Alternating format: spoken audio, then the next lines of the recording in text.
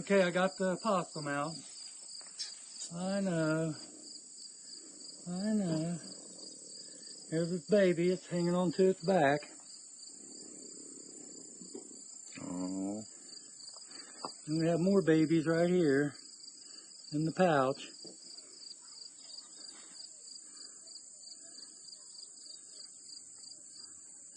If you look, there's more babies inside here. There's one going back in.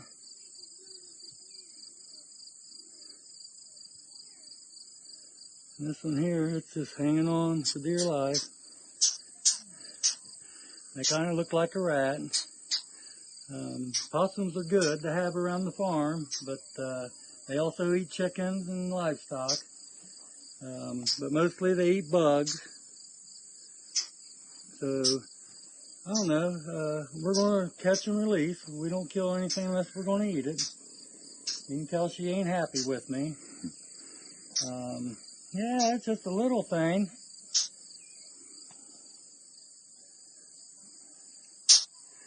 Here, we'll let her get back on her mom. Oh.